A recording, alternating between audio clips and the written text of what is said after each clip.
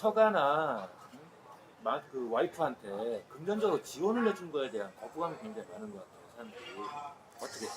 자, 그 부분은 생각하기 나름인데요. 제가 이번에 한국 가서 신랑분들 많이 만났잖아요. 제가 신랑분들이 그런 질문을 해요. 제가 집에는 나중에 어떻게 해줘야 됩니까? 네? 저는 이렇게 설명합니다. 자, 신부는 왜 한국분 사람과 결혼을 하느냐? 신랑은 왜 베트남 사람과 결혼을 하느냐? 신랑은 나이가 많다 보니까 한국 여성과 만나는 게 쉽지가 않아서 결혼을 한다. 자, 신부는 아마 90% 이상은 다 한국 남성이 잘 살기 때문에 신분 상승을 위해서 결혼을 한답니다. 그러면은, 자, 결혼을 했어요. 결혼을 했을 때, 이 여성은 내가 신분 상승이 되었다가 100을 차지할 겁니다. 이 남편을 사랑해요? 제로입니다. 남성은 반대예요. 남성은 결혼하고 하룻밤 잠자고 나니까 이 여성이 너무 사랑스럽고 막 진짜 내 여자가 된 것 같아요. 다른 게 안 들어와. 이 여성을 그러면 어떻게 바꿔야 돼요? 이 여성을요, 서서히 남편의 사랑하는 마음을 키우고요, 돈에 대한 신분 상승에 대한 마음을, 사랑에 대한 감정이 커지면 이거는 줄어듭니다, 자동으로. 그 상태에서 한국을 와야 돼요. 그럼 뭐냐? 자, 신랑분들이 자주 오지는 못하더라도 매일 영상통화하고, 자, 영상통화만 매일 해도요, 과거하고는 많이 달라요. 과거는 그냥 전화했잖아요. 말소리 듣는 거와 영상통화하는 거는 그래도 직접 만나는 거에 뭐 어느 정도 가까워지잖아요. 그러다 보면요, 정이 자꾸 쌓여요. 남녀 관계는요, 정이 쌓이고 사랑이란 감정이 싹트게 되면요, 돈에 대한 관념은 줄어들 수밖에 없어요. 근데 그렇게 지금 결혼을 한다고 해서 그러면 다 잘 사느냐? 그건 아니잖아요. 근데 신랑분들이 얼마나 노력을 하느냐? 그다음에 신부도 진짜 제대로 된 신부 같으면 신부도 노력을 합니다. 안 하는 거 아니에요. 자, 내가 과거에는 신부들이 한국에 가서 일단 가서 보고 내가 한국 가서 내가 어떻게 이제 앞으로 돈을 엄청 벌어야지 이 생각에 꽉 차서 갔단 말이에요. 지금은 아니에요. 지금은 신부들도 진짜 좋은 사람 남편 만나서 제대로 결혼을 하려고 하는 마음을 먹은 신부들이 거의 대부분이에요. 아니면은 왜 신부들이 신랑분하고 맞선 볼 때 노하고 갑니까? 노하고 간다는 소리는요, 나도 내가 원하는 남성을 만나겠다는 소리예요. 가서 살아보니까 아닌 거는 어쩔 수 없는 거예요. 그건 남성도 똑같을 거예요. 신부가 왔는데 와서 보니까 신부 성격이 뭐가 나?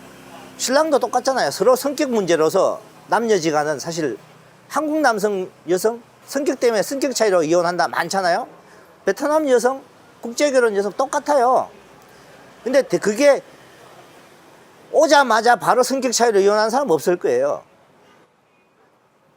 지내다 보고 살다 보니까, 시간이 지나다 보니까. 근데 그 성격 차이는 와서 시간이 지나면서 아기를 낳고 하다 보면은 서로 성격을 어느 정도 자기 성격을 죽이잖아요. 그럼에도 불구하고 처가나 와이프한테 금전적으로 지원하는 거에 대한 거부감이 있죠.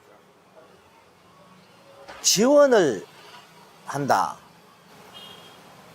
국제결혼하면서 지원 안 하고 결혼한다고 생각하는 사람 단 한 명도 없을 거죠, 아마요. 제가 상담하는 사람들 중에 다 그래요. 그러면 지원 정도가 어느 정도냐예요. 자, 내가 진짜 와이프가 마음에 들어하고 사랑에 저 와이프 없이는 나 죽어요 하는 신랑은, 자기가 여유가 있는 사람은요, 한국 온지 몇 달 만에 몇 천만 원 해주는 사람도 있을 수 있어요. 근데 국제 결혼을 하면서 처갓집 지원 나는 10원도 안 해줘요 하고 결혼할 사람들은 없어요. 근데 결혼을 해서 사는 사람들 있잖아요. 결혼을 한 사람과 결혼해서 사는 사람들은 그 생각 가진 사람들이 별로 없는데, 결혼을 안 한 사람들이 도리어 그 문제를 갖고 더 많이 걸고 나온다는 거예요. 자, 제 주위에 결혼을 시킨 사람들, 제가 결혼시킨 사람들 뿐만 아니라 또 제 주위에 결혼을 다른 데서 결혼을 한 사람들도 있잖아요. 남편분들요, 처갓집에 해줄 만큼 해주가면서 즐겁게 사는 사람들 많아요. 왜? 이 와이프하고 결혼을 해서부터 자기가 경제 성장을 더 많이 했다는 신랑들도 많으니까요. 와이프를 만나기 전에는 내가 개망난이처럼 사실 살았습니다. 술도 많이 먹고 그랬는데, 와이프가 결혼하고 나서 제가 사람답게 살다 보니까 내 애들도 지금 이제 학교도 다니고 이렇게 하다 보니까 저는요, 1년에 한 번씩 우리 처갓집에 해외여행 갑니다. 가서 돈 몇백만 원씩 쓰고 오고, 어떤 사람은요, 한 번 가면 700만 원씩 막 1000만 원씩 쓰고 오는 사람도 있어요. 그 사람들은 과연 그러면 왜 써요? 그만큼 와이프가 잘하기 때문에 쓰는 거 아니에요? 그러면 와이프가 잘한다는 소리 뭐냐? 신랑이 잘하기 때문에요. 부부지간은요, 서로가 잘하는 거지. 제가 가장 중요히 여기는 말이 있습니다. 사랑을 먼저 봐달라고 하지 마라.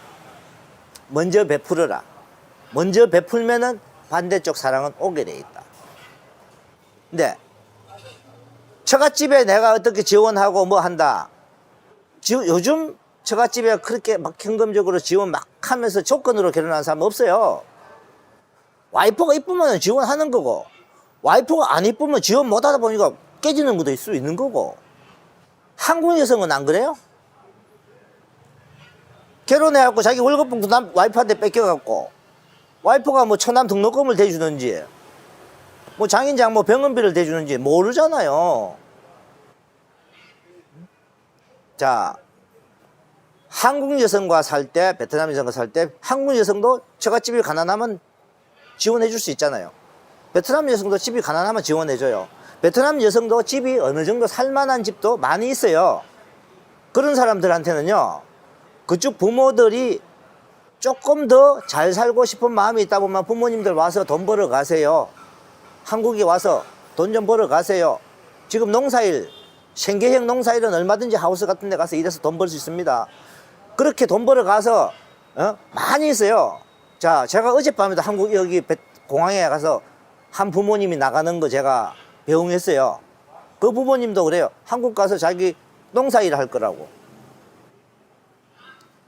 지금도 보면요, 한국 가는 비행기에 부모들이 타는 숫자가 굉장히 많아요.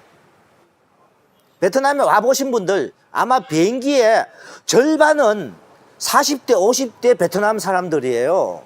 그 사람들 다 장인장모들이에요. 그러면 그 신랑들이 그러면 처갓집에 금전적으로 펑펑 해주느냐? 아니잖아요, 이제는.